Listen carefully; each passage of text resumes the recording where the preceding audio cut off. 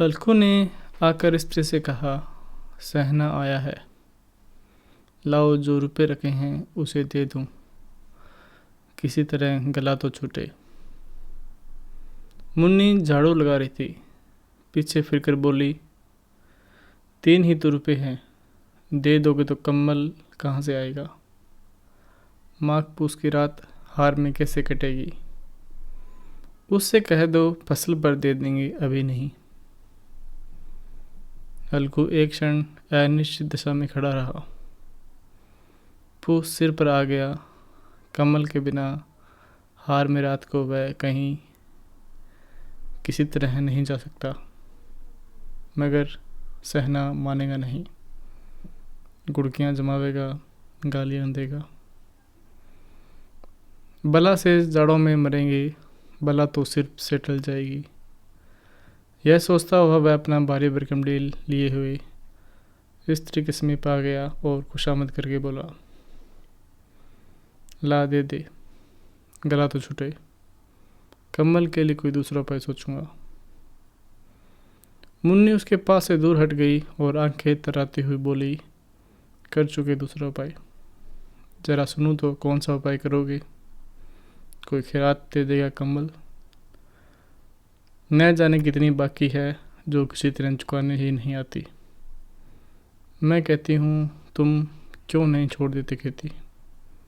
मर मर काम करो, उपज हो तो बाकी दे दो, चलो छुट्टी हुई। बाकी चुकाने के लिए ही तो हमारा जन्म हुआ है। पेट के लिए मजदूरी करें, ऐसी खेती से बाज आएं। मैं न रुपए दूंगी, न दूंगी। अलकू उदास होकर बोला, तो क्या गाली खाऊं? मुन्नी ने तड़प कर कहा, गाली क्यों देगा? क्या उसका राज है? मगर यह कहने के साथ ही उसकी तनी हुई भुहें ढीली पड़ गई। अलकू के उस वाक्य में जो कठोर सत्य था, मानो वह एक भीषण जंतु की भांति उसे घूर रहा था। उसने जाकर आले से रुपए निकाले और लाकर हल्कू के हाथ में रख दिए। फिर बोली, तुम छोड़ दो अब की से खेती। मजदूरी में सुख से एक रोटी तो खाने को मिलेगी, किसी की दोस्त तो न रहेगी। अच्छी खेती है, मजदूरी करके लाओ, वह भी उसी में झोंक दो, उस पर धौंस। हल्कू ने रुपए लिए और इस तरह बाहर चला मानो अपना हृदय निकाल कर देने जा रहा हो। उसने मंजूरी से एक एक पैसा काट काट कर 3 रुपए कम्बल के लिए जमा किए थे, वह आज निकाले जा रहा है। एक एक पग के साथ उसका मस्तक अपनी दीनता के भार से दबा जा रहा था। पूस की अंधेरी रात, आकाश पर तारे भी ठिठुरते हुए मालूम होते थे। हल्कू अपने खेत के किनारे ऊख के पत्तों की एक छतरी के नीचे बांस के खटोले पर अपनी पुरानी गाढ़े की चादर ओढ़े पड़ा कांप रहा था।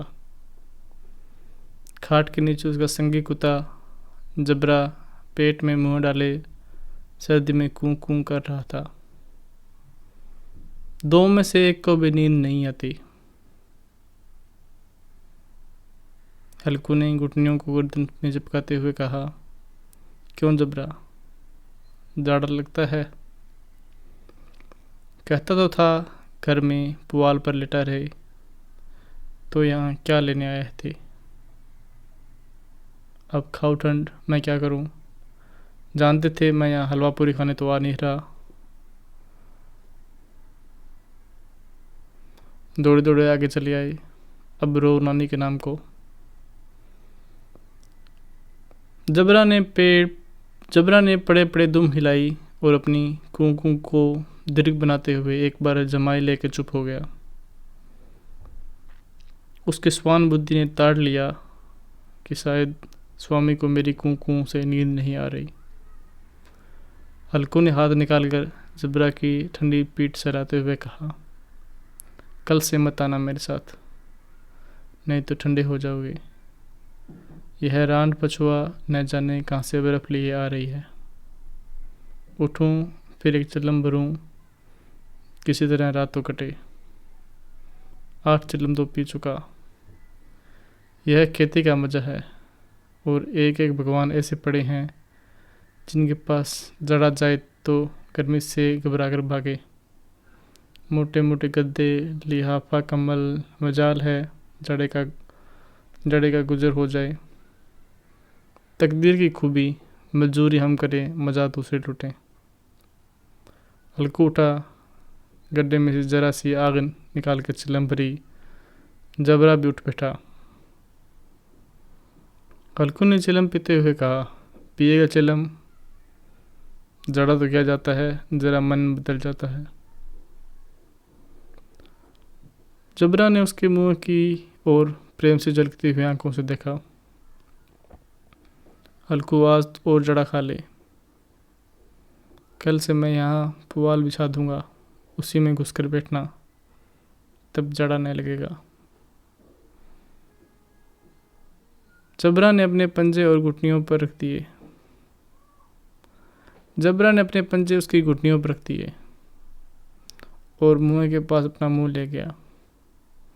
हल्कू को उसकी गर्म सांसें लगी। चिलम पीकर हल्कू फिर लेटा और निश्चय करके लेटा कि चाहे कुछ भी हो, अब की सो जाऊंगा। पर एक ही क्षण में उसके हृदय में कंपन होने लगी। कभी इस करवट लेता, कभी उस करवट, पर जड़ा किसी पिशाच की बांधते उसकी छाती को दबाए हुए था। जब किसी तरह न रहा गया तो उसने जबरा को धीरे से उठाया और फिर सिर को थपथपाकर अपनी गोद में सुला लिया। कुत्ते की देह से जाने कौन सी दुर्गंध आ रही थी, पर वह उसे अपनी गोद में चिपटाए हुए ऐसे सुख का अनुभव कर रहा था जो इधर महीनों से उसे न मिला था। जबरा शायद यह समझ गया था कि यही स्वर्ग है और हल्कू की पवित्र आत्मा में उस कुत्ते के प्रति घृणा की गंध तक न थी। अपने किसी अभिन्न मित्र या भाई को भी वह इतनी ही तत्परता से गले रखा था। वह अपनी दीनता से आहत न था जिसने आज उसे इस दशा में पहुंचा दिया। नहीं, इस अनोखी मैत्री ने जैसे उसकी आत्मा के सब द्वार खोल दिए थे और उनका एक एक अणु प्रकाश में चमक रहा था। सहसा जबरा ने किसी जानवर की आट पाई। इस विशेष आत्मीयता ने उसमें एक नई स्फूर्ति पैदा कर दी थी जो हवा के ठंडे झोंकों को तुच्छ समझती थी। वह झपटकर उठा और छपरी से बाहर आकर भौंकने लगा।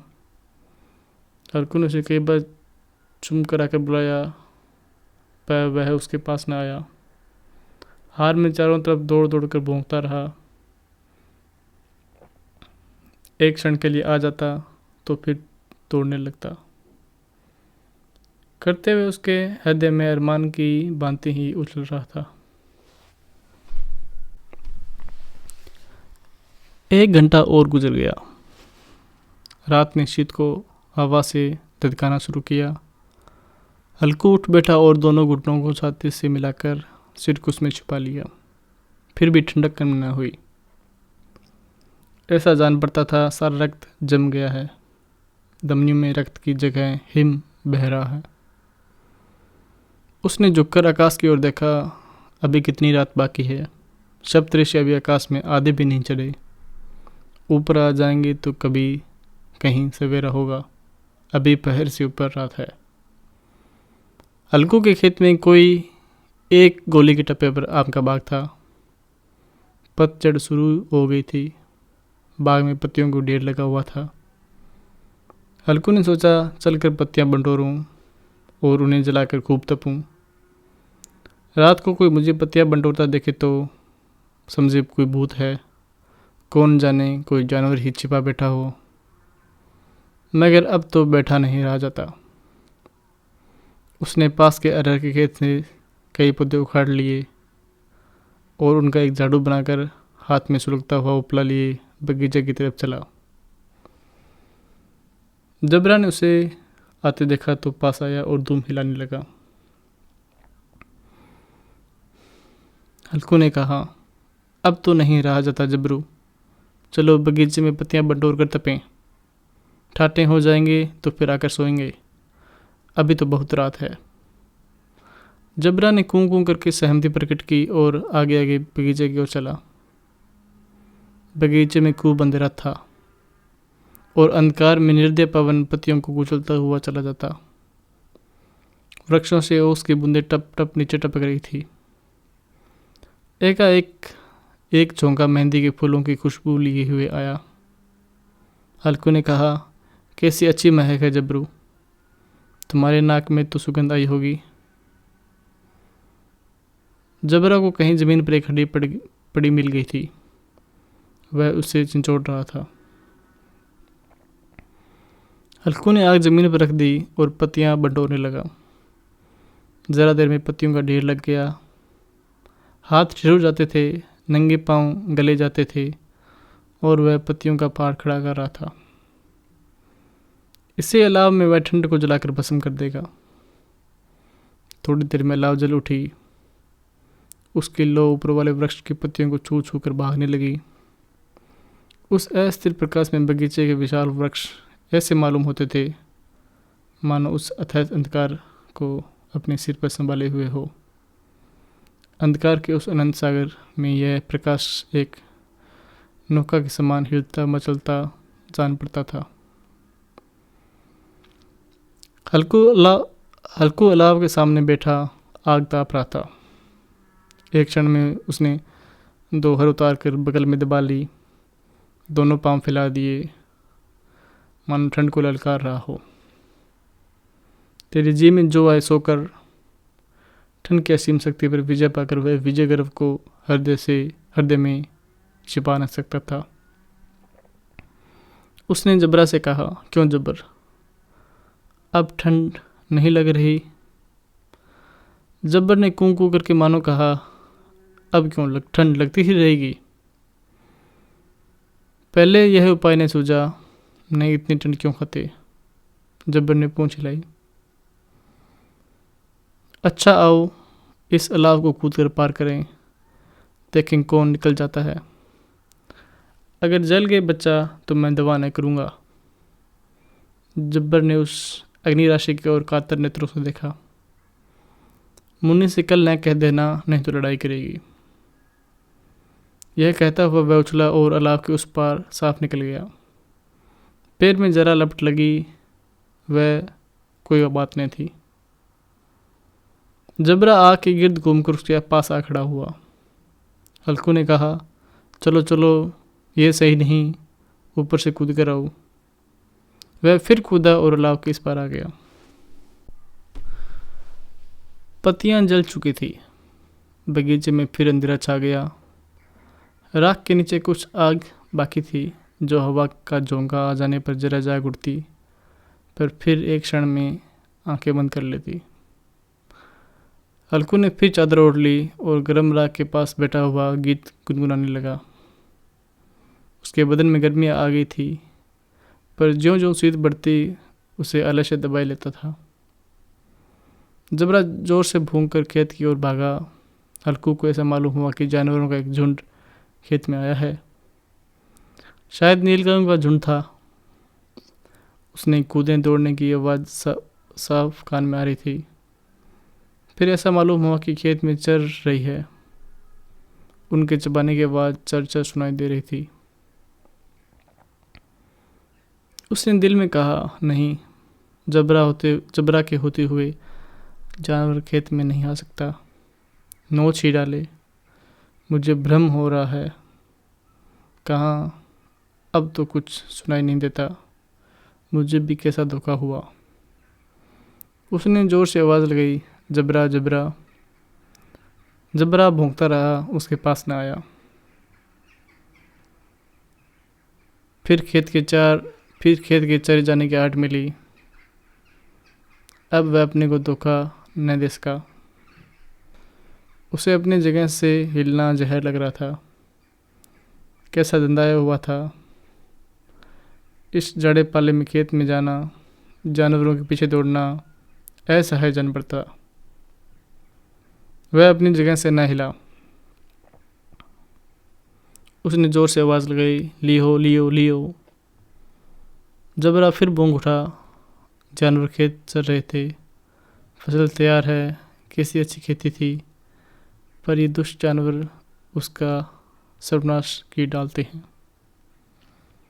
हल्कू पक्का इरादा करके उठा। 2-3 कदम चला, पर एकाएक हवा का ऐसा ठंडा चुभने वाला बिच्छू के डंक सा झोंका लगा कि वह फिर बुझते हुए अलाव के पास आ बैठा और राख को कुरेद कर अपनी ठंडी देह को गरमाने लगा। जबरा अपना गला फाड़ता था। नीलगाय खेत का सफाई किए डालती थी और हल्कू गर्म राख के पास शांत बैठा था। अकर्मण्यता ने रस्सियों की भांति उसे चारों तरफ से जकड़ लिया था। उसी राख के पास गर्म जमीन पर वह चादर ओढ़कर सो गया। सवेरे जब उसकी नींद खुली, चारों तरफ खूब धूप फैली हुई थी और मुन्नी कह रही थी, क्या आज सोते ही रहोगे? तुम यहाँ आकर रम गए और उधर सारा खेत चौपट हो गया। हल्कू ने उठकर कहा, क्या तुम खेत से होकर आई है? मुन्नी बोली, हाँ, सारे खेत का सत्यानाश हो गया। भला ऐसे भी कोई सोता है? तुम्हारे यहाँ मडिया डालने से क्या हुआ? हल्कू ने बहाना किया, मैं मरते मरते बचा, तुझे अपने खेत की पड़ी है। पेट में ऐसा दर्द हुआ कि मैं ही जानता हूँ। दोनों फिर खेत की डांड पर आई। देखा सारा खेत रोंदा पड़ा हुआ है और जबरा मड़िया के नीचे चित लेटा है, मानो प्राण ही न हो। दोनों खेत की दशा देख रहे थे। मुन्नी के मुख पर उदासी थी, पर हल्कू प्रसन्न था। मुन्नी ने चिंतित होकर कहा, अब मजदूरी करके मालगुजारी करनी पड़ेगी। हल्कू ने प्रसन्न मुख से कहा, रात को ठंड में यहाँ तो न सोना पड़ेगा।